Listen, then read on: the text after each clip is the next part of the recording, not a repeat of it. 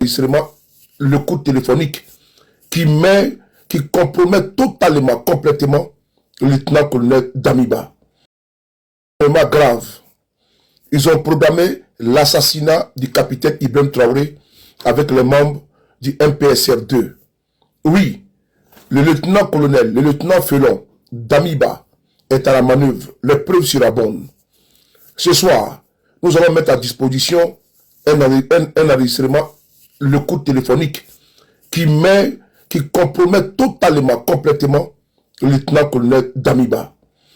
Le 3 janvier 2026, à 23 h, l'heure était planifiée, tout était programmé.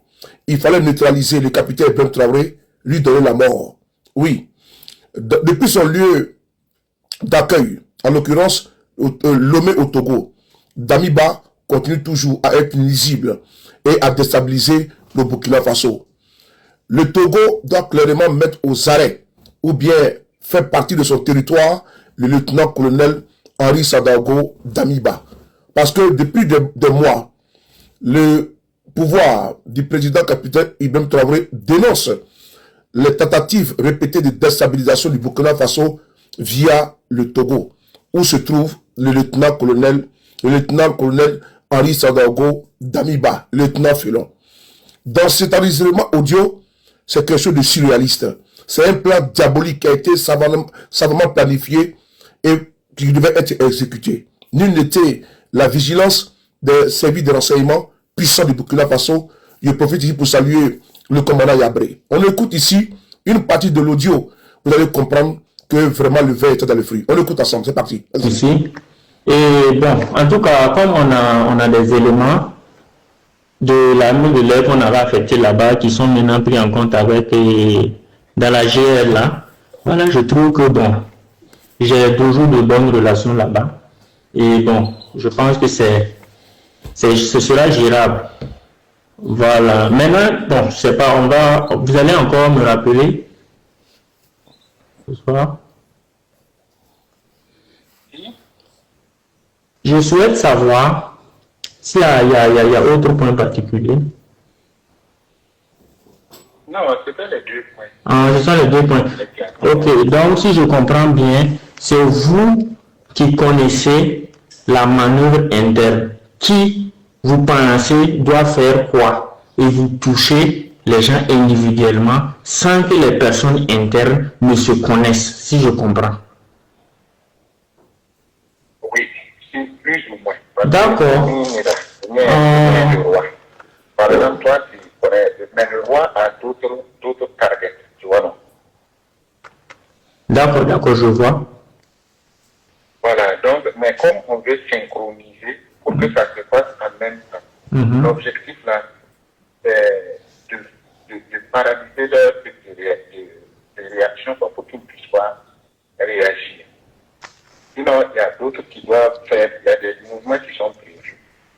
D'autres côtés, qui doivent descendre. Je ne sais pas si je me fais comprendre. Oh, d'accord, donc il y a des mouvements en fait qui doivent descendre. Mais ça c'est vous qui coordonnez avec des gens qui sont ici, c'est ça, non? Ah. Et c'est vous qui connaissez ces personnes, ou bien nous on va entrer en contact avec ces personnes-là? Non, il n'y a pas à rentrer en contact. Chacun gère sa chose. Parce qu'en réalité, le mouvement là, le mouvement là exige le contrôle de Chirana, de la zone de Chirana. D'accord. Il faut handicapper la capacité pour que les gens puissent faire les mouvements. D'accord. Mais avant le mouvement des entités là, on va sectionner les têtes là. D'accord. Pas une seule tête, c'est pas le parterre là seulement.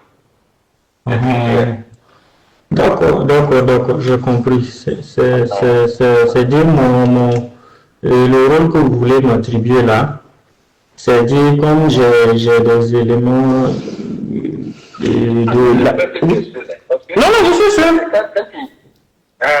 Non, je suis dans ma chambre. Non, je suis dans ma chambre, puisque d'habitude, vous n'êtes pas clair avec moi. Vous n'êtes pas clair, vous parlez à voix haute. Moi, je ne peux pas. On se comprend en fait. Non, on ne se comprend pas. Puisque vous n'êtes pas clair, vous parlez de codes. Voici que ce soir, vous avez dit clairement, bon, du coup, vous me dites que demain. Donc, il faut que je sache les détails, la mission que vous voulez me confier, tout, quoi. Il faut que je comprenne. Voilà, il faut que je comprenne.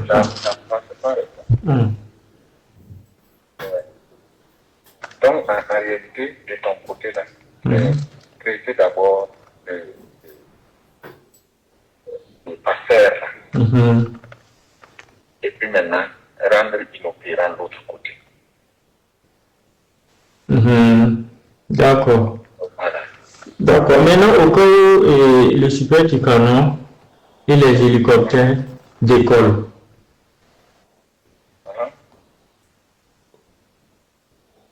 Non, c'est pour savoir s'ils vont entrer dans la danse ou pas, quoi. Et pour le moment, non. Pour le moment, non. D'accord. Pour le moment, non, parce que je pense que, bon, on va travailler à obtenir une bonne implication. D'accord, je vois. D'accord, je comprends mieux maintenant. Les contours et puis les détails. Donc,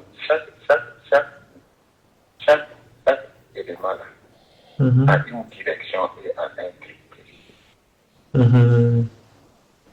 Voilà, pour briser pour ce qui est, voilà, pour briser leur coordination. D'accord. Comprends? Oui, je comprends parfaitement. Voilà.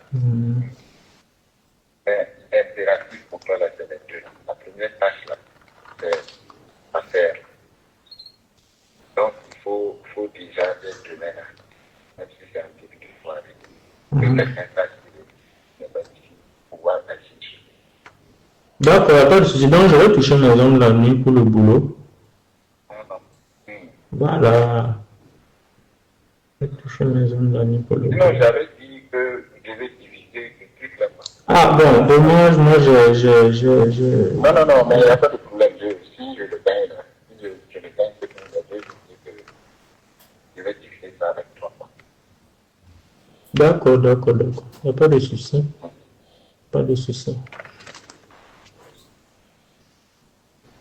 Mais confirme-moi seulement que ça peut aller. Pour demain là? Voilà. D'accord, ok, ça marche. Parce que tous les autres sont calés pour demain. Maintenant, tu étais le premier à connaître demain là. Non, on n'a pas été clair avec moi. C'est compliqué, moi je ne sais. C'est hier, c'est ce soir, vous convenez à moi que c'est ce soir, vous avez été clair avec moi. Sur les contours. Oui, même hier là, j'étais clair. Non, on ne peut pas. Maintenant, je me pousse là, peut-être que c'était clair. D'accord, maintenant, est-ce que la population sort du vu que la population avec le pouvoir? Non,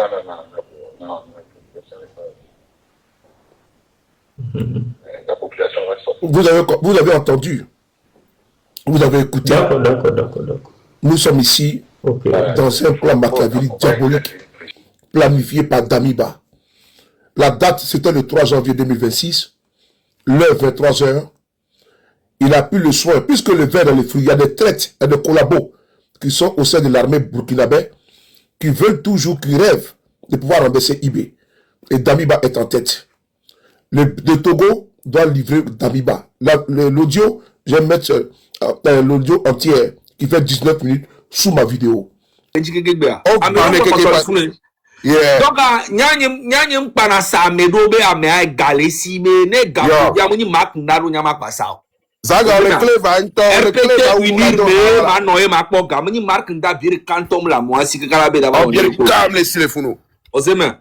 Donc nya ja nyam ni ya nye ke no nyam no ghetto me disa no Nigeria, Ghana, Mali no duome mark nda anya nye ke jesi milliardaire do haku to ganga le mondial me disa to afide pe to mark aba to jumbo luwa be ha e boya ozema ya wa ruto matela to jumbo luwa be ha ore maka jumbo le mo foye me mark ndado nka biere ke kala mwasi o ozema e ke bela du ale si pe bula mulo e mu aje dada unsu pa fon pa no daje fifi a wo so acha anon gbo me anon si be puna me se no va le supporter le bêtise wo me e mu ke le vem quoi grave voyons nyam les très éduqués aux aimants nyam dina parce que les qui a les bas les bons familles depuis plus de 4 mois les bons bébé vigne mo benya ne nyam be mal le fifi jama to e be famille be nya diku to via wa de a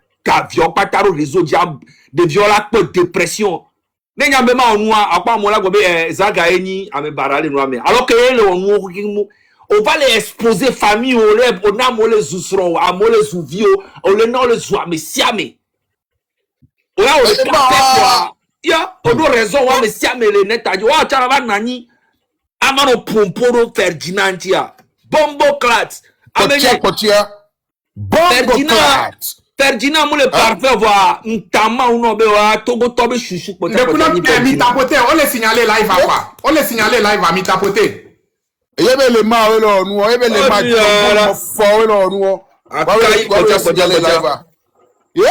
et donc M66 ou pas résultat alors bon de mene au train de la liberté ou akudo no ke mi o pompo no gbedo pa mu kami wo 0 nto kocha à la fin ngbe po ba wo keke o kaka no dajire don so no do tamena mo dajire me escrow ye o le joga be o le ke o pona possible benare égaler si amenye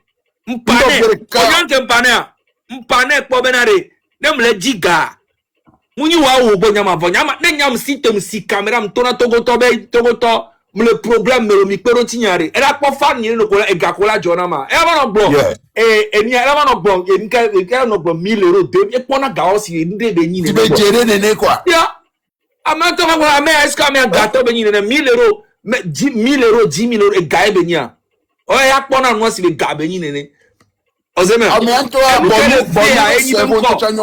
enu ke le ve anyi benu ko mpa nke mi ja to enu ke ja mpa amron la donku mtona amron mtona ba me onyanke ma amere to ke na indan go gabenya re chale yo onyanke ya mi onto mi la o mi abenu togo to la o la pero nyanchi et togo to wecha avec les petits moyens qu'ils ont fait regarde ce qu'on a fait et on n'est pas redevable on n'est pas redevable à qui tier que pas togo to joa yemi so le doa parce que préféré bena ya mettre à l'euro lui tadine et ya so e garçon non c'est ya so no zia modi quoi o senga le o pa que si nyon de la no ajare gbo la home et nyon no ma no sevivio e di joma no la mene on va comme galajasia ajara no déconner ajara no va nyon no la no be parce que galesi parce que ntama ona mi bena ne gam que le maximum ne gam que le marque ndasiwa et sroan que le fumi le pon ne gam que le siwa e mu ko be le we gbe so la ke gbe o e so la bena we be ke jesi a gam le sio a ko jesi a gam le sio mu on a désordre on sang yenti on gbe va e nu ko be le we gbe ane de wo me no be nya o ke gbe o se me e nu be jibe o luta me jibe a so gaso la mo dare bombo klo la te so gale enyanyi zaga dare a Isekweto. Bien mi le yan gamila bien togo toné le asi ola joe. Ola bidi ko la ku. Merci. Pas bombo klatiara. Merci. O le pompo tu va le pompo. Pas nu dola. Sogo va de photo face tane. Marco dasi kaka sogo bleme no keke face keke va pupu no. Hwe kamo si la be jena wa to ali si wo so ka kla ton ku me no ne. Hey. Maka jijo nu quoi. O sebe aloba on to vrai. Ko kasem na ole poto ba ngoli enu ke ko le bleta gbono va démentir om satan na om donde mea va démentir nu ke quoi enu le blesse bo me no o le furu lo amo l'Amérique nyam jesi amo l'Amérique ce sont des millionnaires ils ne parlent même pas on peut na ponto cha wamenyi amo l'Amérique to le furu même Mark nda o le furu cha même DJ Mark nto cha do gawo le furu oh grave DJ Mark nto DJ Mark ke le fun gbalo a e do gawo parce que DJ Mark nana gamo an ba gbe internet ti po Ozema, wa fi ko la exposer le ko le wa gbo be wo marquer wo ma ipe ni wa pe combat ko ona. Ozeme, vivia on to gbele no pourquoi? O gbele no keke mo vivia ko on to gbele no vivia o créer train, nous sommes moteur à sojo. Vivia la légende va sort et mi a liberté à jo et quand on train de raya cha on to va le gbele raya.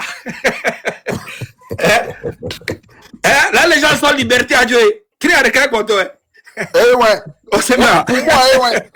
Les gens de Kenya clair ouais tout le bénéfice vient de caillou tient gamme tonneau vite baigné. Là les gens sont liberté à Dieu très après pour toi. Yeah.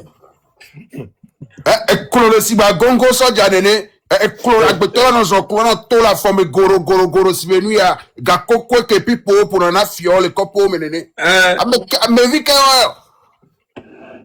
Eh ben bon to ara no que donc elle va direct les bon ma e ba le gbo Ferdinand ben quoi. Pas mais il a parlé des foutaises hein, franchement. Ce n'est que des foutaises. Et puis quand tu le vois, même tu sens en même temps que lui là, il a déjà saoulé quoi. C'est que il doit boire quoi. Ferdinand journaliste Beni né et son M66 les déconner à Ferdinand am la mai na M66 na Amérique peut que bien lo ndé que noir avancer Ferdinand à la proposition ti. C'est parce que Ferdinand nya bena bombo claque ni a jegato ni et nya gbegble nya fufuro gblon na en fait et moi venez et dina be Ferdinand et que tu be appeler Ferdinand yo allo dina Ferdinand no do gbi me yo ni munyo wa pa me ara o le gblon agba Bertin be nya o va le gblon nyo agba Bertin o nyo jesi baba Sandisco o nyo mi jesi a milliardaire ko le Togo o se o amo le Togo ko do ga hanya ntom po na po o gbegble Amérique Ferdinand que no Togo jesi et l'opportunité écoute on a dédié au fond ya si be kuto amodo ga on te corrompre o gbegbe ta go kuto o tasti ba di dozen nene o la ma be ya intimider ni a Ferdinand idea bon ni ara ame ko on passaro les bêtises o mais o chon le sinon en vérité Ferdinand idea chale ta go kuno to na mere direct balo le YouTube dia 11,000 yo là non pas 11,000 15,000 personnes on a direct on prend 500 personnes et bien 500 tout banque là 500 personnes toi les internet a dit et n'y encore ça 500 personnes ouais na mo va na boy ouais marque da y na monsieur me desi wa le Togo avec na vieux desi la Philippe Bo sinon toi ta beaucoup en tomate mate do vion en tom le clé vous comme public am film néo vous comme Makinda zaga ko va na live wo me zaga ke va never no vivre voilà on temps mate bon vu wa gbero ame ave forme le sigbe to ke moto na fufilo ko be to be milieu va ho na vire gome e dialolo na gome ya chatro lolo na nene ame ave forme o le bon gabe nya o nya me connaît baba Sandis quoi nya munyimbe eni anya apeto nya lo boss non serré nye beni amoro jet privé do bateau le bisalei à Grand Bertin mais simple au béni à Grand Bertin avec des jets privés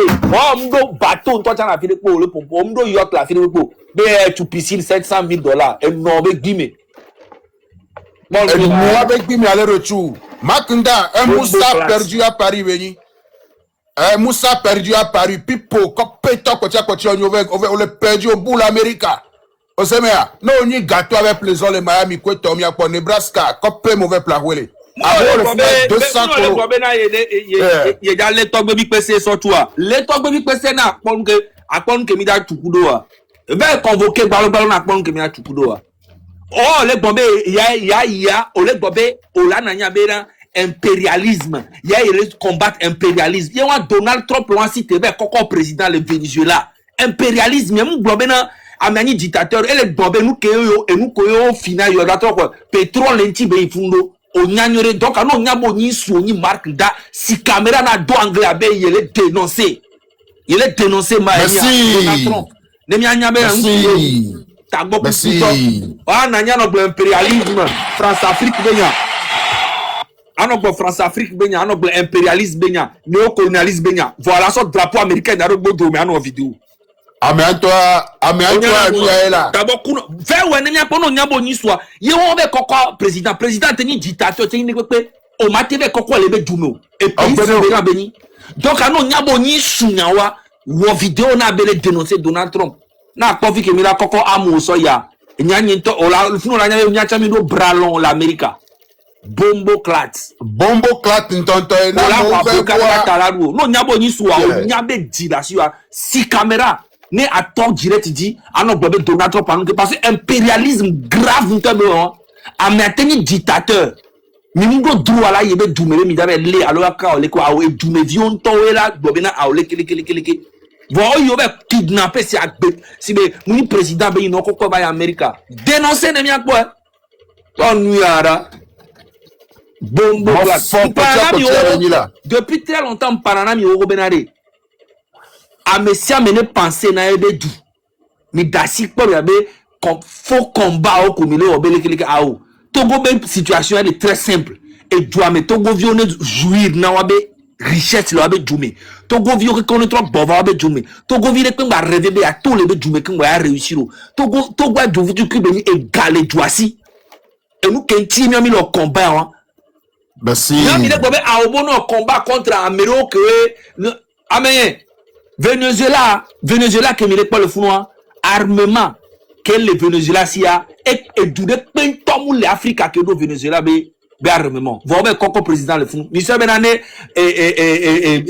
ni ameko le vote occident ko le fi ameko le no le dibe wa wo nous les Afrique c'est en deux il Amérique pen chamate pas vrai Amérique pen chamate pas et nous que tim pana ho benade ken go mi labe mi le lui mi laba au combat grande pour amewari mi do la do puissance nucléaire si l'Amérique pen tom da respecter mieux Amérique donc Amérique mi o mi la panko eni forme ya be ju eni nu toto ke mi da wa merci o se me ya mero la Amérique o do se umia o la pe ro mi antie mi ajanya be judo merci o se me mi ndo puissance nucléaire mi ndo de pepo amo Russie kudo Amérique ku France o la te ba yo no le ngodo e bon chale le ke mi le onwa fi amram da dom ya jo mi nyanke ya bo Russie o cha hokote ya no lorun le fi o cha ho le fi o la me pe vo mi pa mi ave combat nda afile to vrai et c'est pour ça que mi doit nous focaliser o mi ave edudi parce que mi ave dumdo puissance o mi ave dumdo puissance alors mi savait char de glo ko le kula AES me o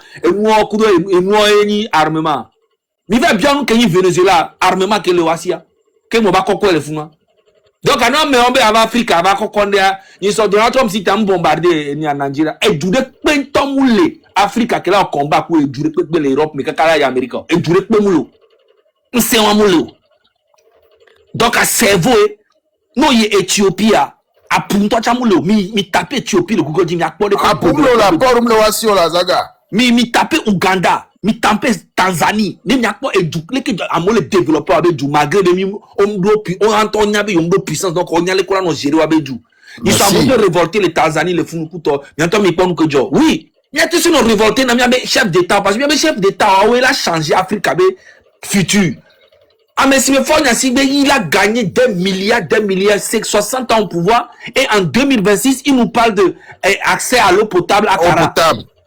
Hein? Vous êtes fous? Et toi, tu es là en train de disperser les gens. On l'a dit, on a le combat, des viols, le combat. On l'a dit, mais on a popo, on recabe n'y a pas de gens. Amérique, peut me le lutter avec comment agir quoi? N'gabénio. Américain, to benima. Yeah. Eh, Marc, so quand Bébé va vérifier avec plein d'intelligence les agagbo, on l'a te popo clair et kia. Eh, Marc, tagbo, on l'a te coré kia. Va nous planouiller les agagbo. Wawe le 8 ans, on va se mais tagbo la kono nuere comme la va au 8 ans.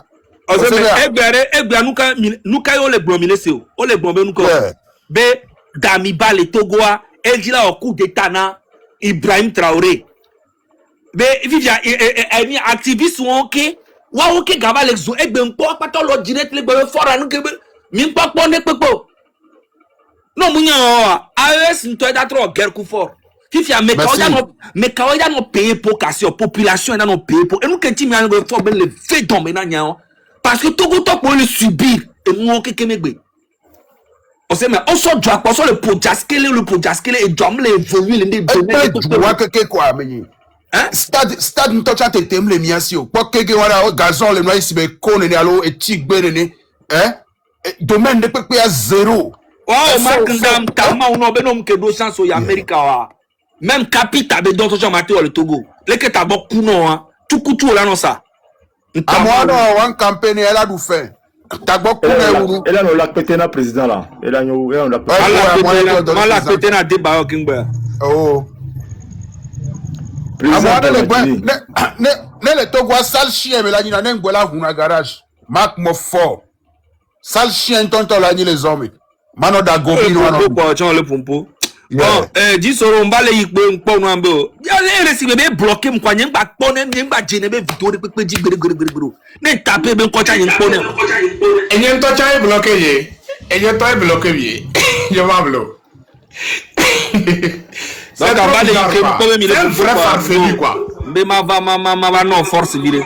Ozaga, OK, merci beaucoup. Mayo. Accro grand frère vi, de vous le si benyere que mi a gérer nous on a problème bien. Wa ba mayo. Ba kam ko do level wo ta OK, yeah. Est-ce que vu blé nyaye quoi. En tout cas, nous on tient à te le dire la vérité. Il faut que c'est toi qui vas être devant la lutte là. Tu peux être devant tes enfants, mais devant la lutte des Togolais là. Merci, Gisoro. Qui n'a qu'à être devant sa vilaine femme là. Il n'a qu'à être devant sa vilaine femme et sa vilaine enfant là.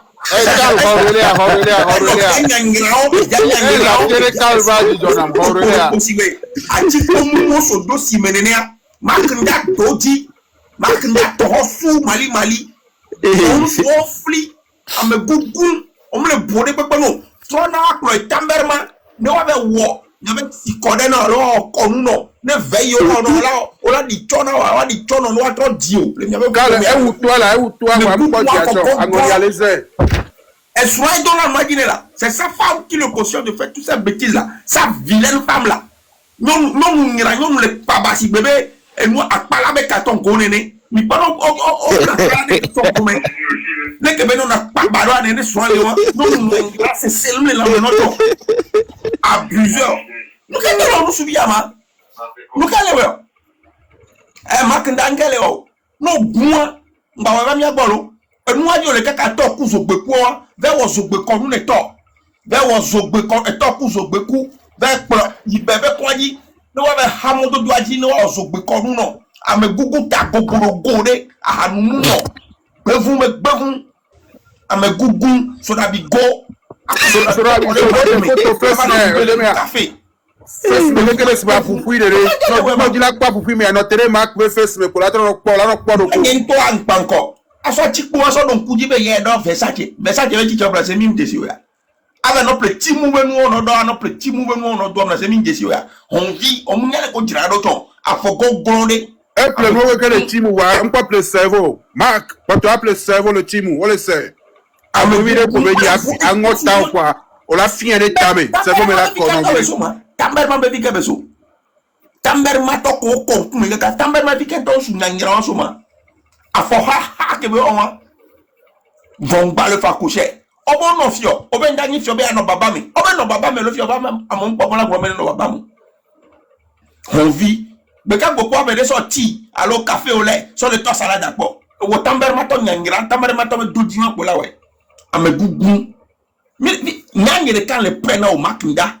Nda Nyenda la non te gabe a on vit no bama panko chaque jour ne mo gbena ma gbe pa ni ko deux ame gugun a de seunre pas France ni so a de le seunre kaka nous sera bi bou la mo domi nous so fli hanuno ba hanuno fo tangali na o e pa ne pompon dia nu me keke huena kwa o do dia wa pa tonto ara ko nu ya Eso do me la que no huena tira no hueno on est frustré Marc on est frustré toi Esrobe peut-être les formes que munyo vongba lire esrobe na gym apoka avec les chambres là qui sina pour nous ba ma moi me veut fun gugune si ame gugune ne to hosu bali mali adotio e to gugungu ibe kon na igudwaji na pro gudwa na lokwa na ve wo gun egume ne to ne susu mba fa no dodi ame gugun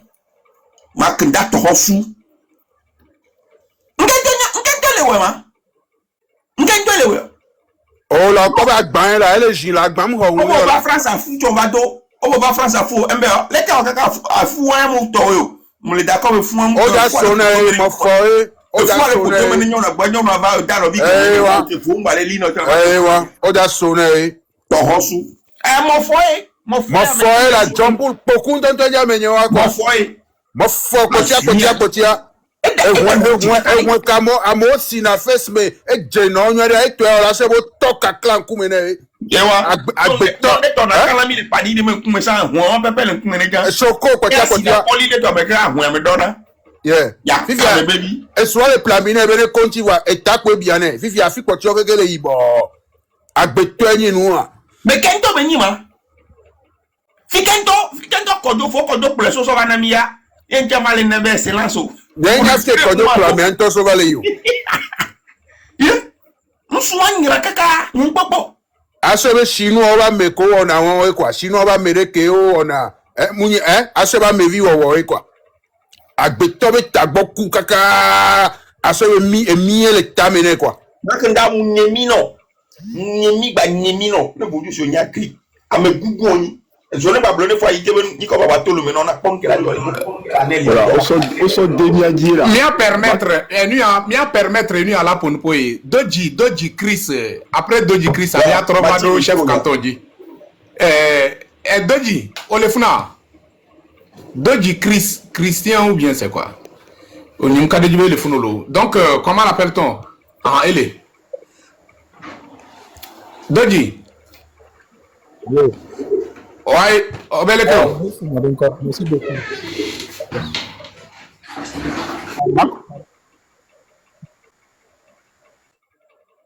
On les donne, là, les gens du Kudo et Zaga, Huawei, là, il y a 15 ans. Ah oui. Omega, la légende Zaga. On force Makenda ben no takbo kuku no Makenda to takbo kuku takpan ko Makenda ati pakpere ne ento takbo ku ne okwe a ke la les gens notre amia et on a recherche au vanaba pana on la penti ga gbere le no ajibe oh c'est là les gens qui m'apprennent les choses parce que ento taré puis via Zaga comme public a fin à Zaga ne Zaga monter les bois et bana ba mo ba ne be live ami on le peut doit et on nous que comme frère aller de aussi on y to a ti pakpe chino ba me cerveau me tamino e mi le tago me ni sinon Makundare papa ina non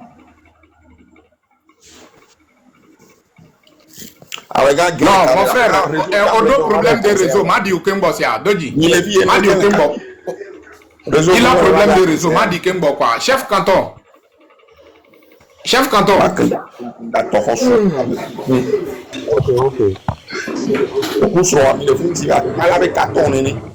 Chef canton. Chef canton, vous avez la parole.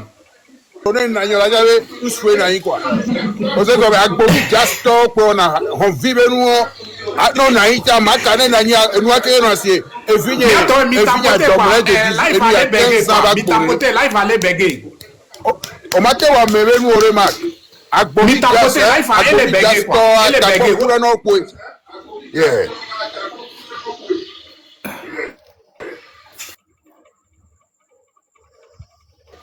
Mi tapote quoi, live à elle béguer quoi. Elle béguer toi elle tout pas do. Il faut la note kradi. Il y a sous mak ndavire. Que le comme ça on tapoter. On que le tabe. Il faut fli à totono beaucoup kuno. Ame gugu afo gron be to maknda. Be ni tamber mato be doji.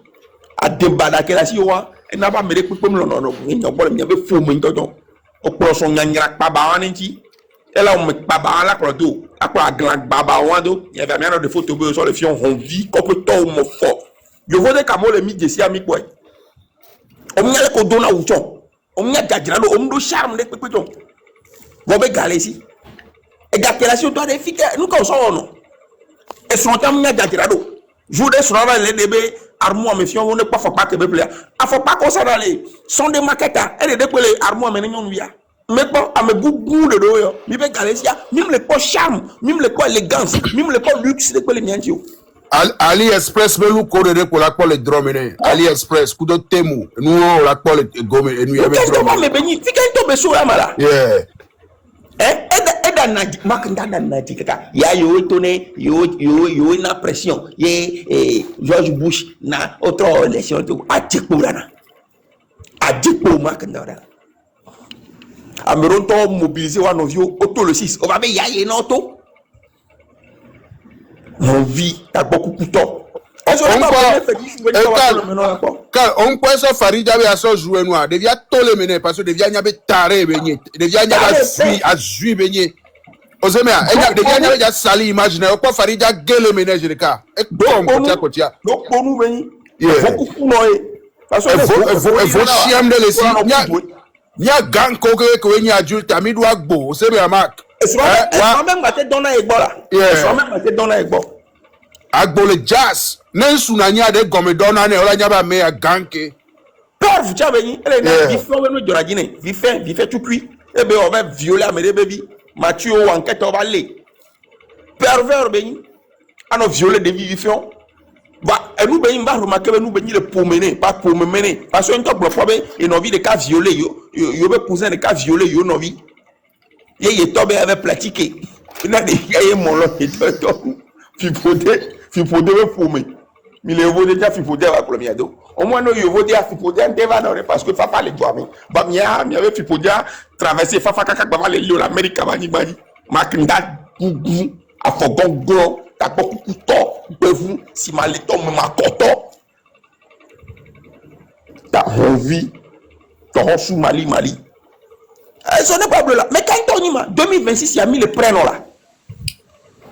Qui a mis en cellule l'eau, on va me donner la motiver, on va me donner la bronia. Mia me donner ya mila no panko mia me on.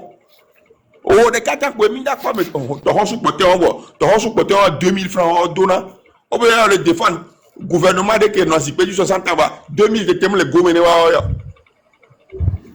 Makinda, mais quand on y ma mais quand on y ma to hosu mali de koni. Nous et nous du fais le gouvernement de Hossonia. Tamberma ton yimien. Du fais le gouvernement de Hosso lino tété. Et sont les fous pas par. Non, et sont en yandolo, mais quoi sont les font quoi? La messe on est donc. Eh bien la messe on si bé. Akpala, be carton. Oh, et sont en forme et dit le l'honneur comme les vitu cuire. Ma panko là. Mais le football américain sera pour là. Bakinda kusra. Football américain sera pour na et dit les badjane ne gomadio le vitu kuya. Makinda. Et dans Nigeria, il a choisi à vivre ne va plus tourner Amérique Jeux Olympiques. Et vieux gars, Gogorogoa que les fous nous Nigeria tombé dit qu'on en est. Makinda. Et vieux Kamala. Et vieux cas américain, on peut Amérique peut la choisir. Que les fous nous Gogorogo si Nigeria tombé dit qu'on en est, on va choisir. Excusez-moi. Africa tennis est né. Africa tennis noir. Alors vieux suite à l'auto, si vous faites pas basique. Et bien si y a mais quand on porte dans ces faites pas basique et on rase à sortir un livre on peut voir. Ah mais en tant que forme de les chaises on prend les chaises non là. Non ça cause chaises là. Non mais on look à ne besoin acheter chaises. Chaises ça cause Allô. Écoutez-moi 2 minutes, je ne vais pas rester. Non, je ne vais pas donner 1 minute. Je suis fâché contre Makanda. Laisse-moi me focuser sur Makanda. Après, vous allez prendre votre parole, s'il vous plaît. Je fais très vite et puis je vous laisse. Mbenare, Makanda veut bien souvenir mes gars où est avec papa si vous faites papa si merci. Et soit les papa si et nous à parler avec carton. Akpala, il parle pas Akpala sur le panel. Nous veut bien Raoul le blanc. Et j'avais ta papa Raoul le blanc avec talo. Et j'avais ta papa Raoul le blanc. Mais tu